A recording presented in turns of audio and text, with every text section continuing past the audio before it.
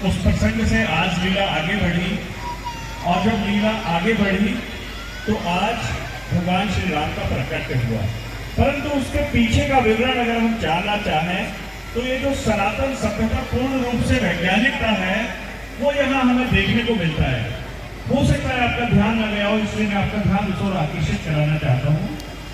वशिष्ठ मुनि पूरे समर्थ थे जो पुत्र कामेक्षी यज्ञ करा सकते थे, परंतु फिर भी उन्होंने किसको रेफर किया?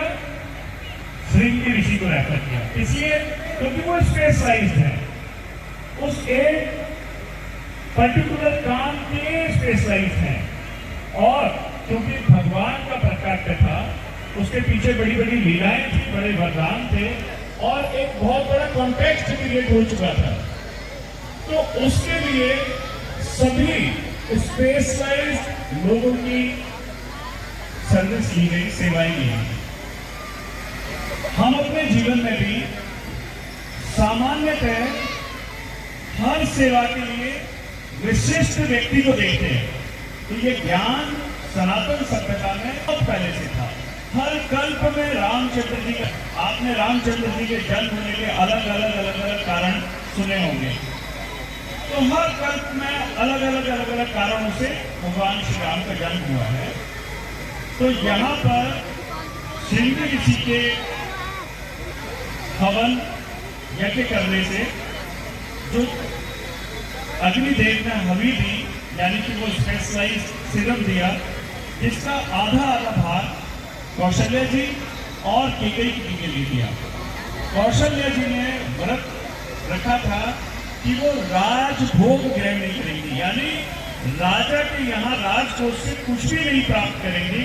उन्हें जो कलाएं आती थी, उन्हीं कला के माध्यम से जो उन्हें दान या अर्थ की उपलब्धि होती थी, उसी से वो अपना भरण पोषण करती थी, अपना उदर भरती थी, अपना पेट भरती थी। यानी राजमहल में रह रही है, परंतु राजमहल में या राजकोष से अन्न ग्रहण नहीं करती थी। क्यों?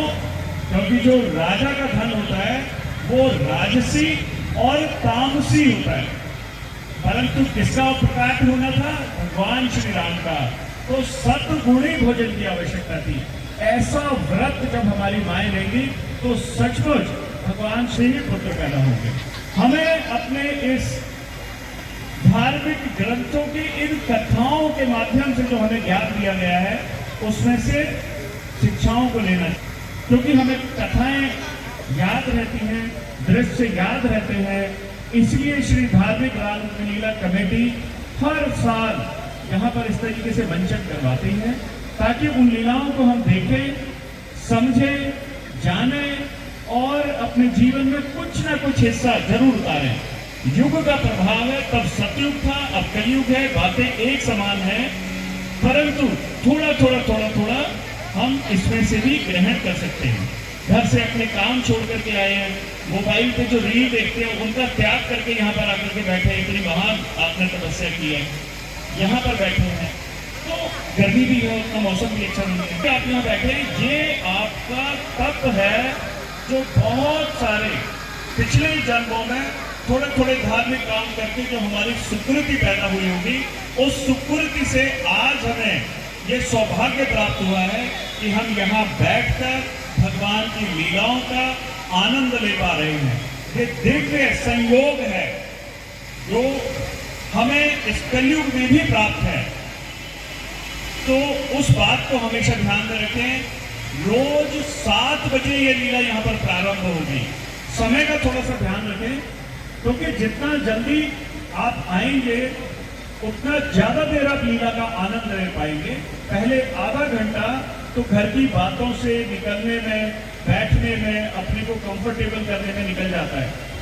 तो जितना लेट आएंगे लीला का उतना ह्रास होगा, हम उतनी लीला नहीं देख पाएंगे, आनंद नहीं ले पाएंगे। जब हमने आना ही है तो 7 बजे आए। आरती इसका एक प्रमुख हिस्सा होता है, ओपनिंग और क्लोजिंग दोनों। शुरू में जो आरती होती है हमें उस समय भी यहाँ रहना है, और जब लीला विश्राम में जाती है उस समय भी हमें आरती में रहना है। साधारण पे क्योंकि हमें ज्ञान नहीं होता, हम क्या करते हैं, जैसे ही आरती शुरू होती है हम पीछे से उठ के गाना शुरू करते हैं। आरती में रहना है।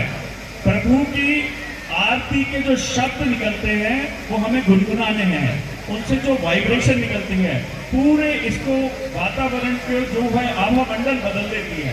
हमें कुछ समय उस जगह जरूर रहना है, और जब आरती की थाली आएगी तो जरूर उस पर हमने अपने आरती लेनी है, अग्नि लेनी है, क्योंकि हमारा शरीर 5 तत्वों से बना है जिसमें अग्नि भी प्रमुख है। तो हम जब आरती लेते हैं अपने अग्नि को संतुलित करते हैं। अग्नि के बाद में आपने देखा होगा जनरली संख में से जो पंडित होते हैं, ब्राह्मण होते हैं, वो जल छिड़कते हैं, तो हमारा जल तत्व साइकिल होता है। ये बहुत ही वैज्ञानिक विधियां हैं और हमने साधारणतः हम इस पर ध्यान नहीं देते। कल लीला 7 बजे प्रारंभ होगी। अब धार्मिक रामलीला कमेटी के जितने भी हमारे यहाँ सदस्य, कार्यकारिणी और अधिकारी उपलब्ध हैं, मैं उनसे निवेदन करूंगा कि आप कृपया स्टेज पर आएं।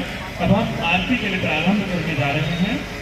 धार्मिक रामलीला कमेटी कई वर्षों से यहाँ पर इतना अच्छा आयोजन कर रही है। वैसे तो इस स्थान पर जो रामलीला और ये जो लीला चल रही है ये लगभग 50 साल से भी ज्यादा हो गए हैं। पिछले कुछ समय से आप और ज्यादा इसको भव्यता से और ज्यादा अच्छे तरीके से देख रहे हैं। आप सबके यहाँ पधारने का बहुत बहुत धन्यवाद। अभी जाइएगा नहीं, मैंने अभी बताया था जब तक आरती पूर्ण ना हो तब तक नहीं जाना है, क्योंकि जो असली कृपा है वो आरती के माध्यम से ही हमें मिलती है। कथा का हमने आनंद लिया, आरती का भी पूरा आनंद लेकर के जाए। तो अब हम आरती की ओर युगल छवि की आरती करुणी की,